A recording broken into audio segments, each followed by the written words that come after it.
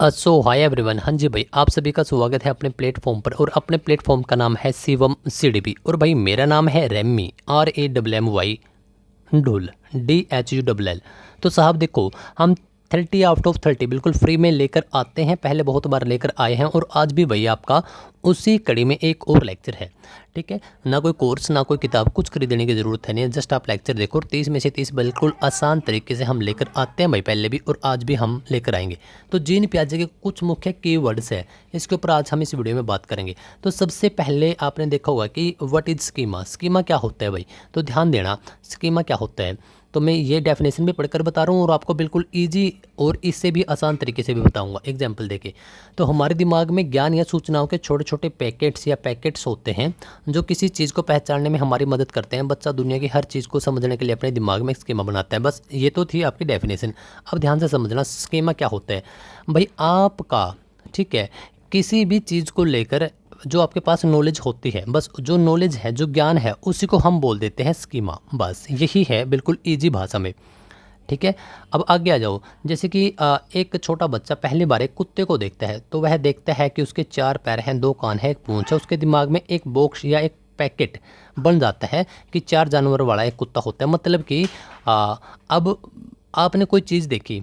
अब आप जब बोलो कोई आपको बोले कि भाई इसको डिस्क्राइब कर अपने शब्दों में, तो आप क्या बताओगे उसके बारे में? जो आप बताओगे वही आपके पास स्कीमा है उस चीज़ को लेकर, वही आपके पास ज्ञान है, वही नॉलेज है। स्कीमा का मतलब होता है ज्ञान, बस यही छोटी सी बात है। आगे आ जाओ। एसिमिलेशन। ठीक है, एसिमिलेशन आत्मसातीकरण। इसमें क्या है साहब आपका कि भाई आपका जब कोई बच्चा देखो, मैं अब आपको डेफिनेशन को छोड़कर मैं अब आपको वैसे देसी भाषा में बता रहा हूँ भाई, क्योंकि आपको ईजिली याद हो जाएगा। तो भाई हमने ज्ञान देख लिया। अब मान के चलो कि भाई एक दिन एक छोटा सा बच्चा है, ठीक है। अब भाई उसने एक उसके पास थोड़ी बहुत नॉलेज है, ठीक है।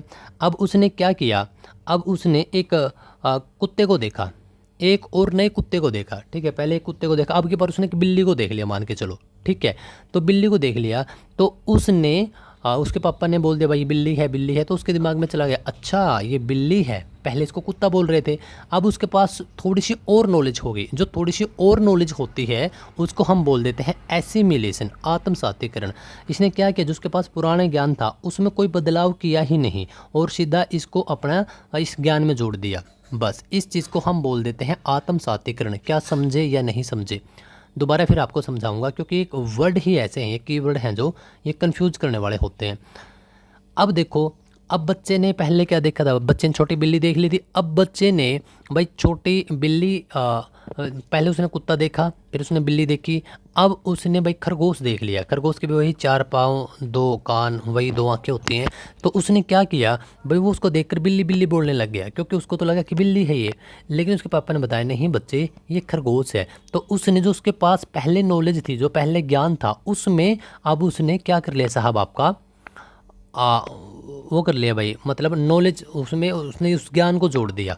ठीक है, तो इसको हम बोल देते हैं आपका एकोमोडेशन। देखो समायोजन मतलब सम का मतलब होता है प्लस करना, जोड़ना। तो उसने ज्ञान जोड़ लिया। ठीक है, ठीक है भाई, ये बात आप ध्यान रखिएगा। एक और आता है साहब आपका इक्विलिब्रेशन। इक्विली, देखो इसमें क्या आ गया, इक्वल आ गया भाई, इक्विलिब्रेशन, इक्वल आ गया। अब उसने जो नए ज्ञान, पुराने ज्ञान में नया ज्ञान जोड़ा है और उसमें उसके वातावरण के साथ जो तालमेल बैठाता है, इसको हम बोल देते हैं इक्विलिब्रेशन। इक्वल, उसने इक्वल कर दिया दोनों तीनों चीज़ों को। बस ये छोटी छोटी चीज़ हैं, क्या समझ में आई या नहीं आई? ठीक है, देखो जीन प्याजे, प्याजे प्याजे, देखो प्याजे की बजाय आप प्यारे बना दो। प्यारे, प्यारे कौन होता है? स्वीट। तो ये थे साहब आपके स्विट्जरलैंड से।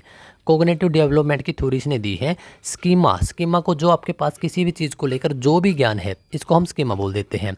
आत्मसातीकरण, भाई जो आप पुराने जो आपका ज्ञान है उसमें आप नया ज्ञान जोड़ रहे हो, लेकिन आपने कोई चेंजेस नहीं किए।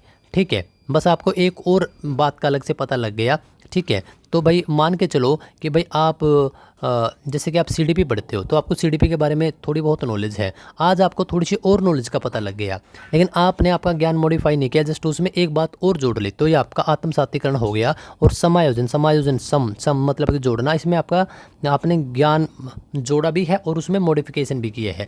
जैसे हो सकता है कि पहले आपको ये पता था कि सीडीपी आपका 30 नंबर का आता है, लेकिन अब मैंने ये बता दिया भाई सीडीपी 30 नंबर का तो आता है, लेकिन ये 12 टॉपिक कर लो, इसी में से आपका पूरा सीडीपी निकल जाएगा। तो मतलब अब आप क्या करोगे उसमें, अब आपने ये पता चल गया भाई सीडीपी आता है, लेकिन ये 12 मोस्ट इंपॉर्टेंट टॉपिक है भाई, क्यों ना मैं यही पढ़ लो। तो भाई आपका अब आपने ज्ञान में सुधार कर लिया। और एसिमिलेशन क्या होता है, जो आपने सुधार किया है आपके ज्ञान में वातावरण के साथ, ठीक है, आपका जो इन्वायरमेंट है उसके साथ आप कैसे तालमेल बिठा रहे हो, ठीक है, तो इसको हम इक्विलिब्रेशन बोल देते हैं। तो भाई 4 मोस्ट इंपॉर्टेंट टर्म है, क्या समझ में आई या नहीं आई बताओ भाई एक बार, ठीक है।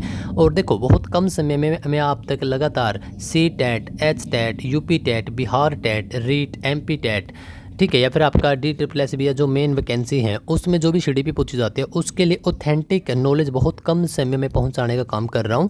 आई थिंक आपको पता भी लग रहा होगा भाई।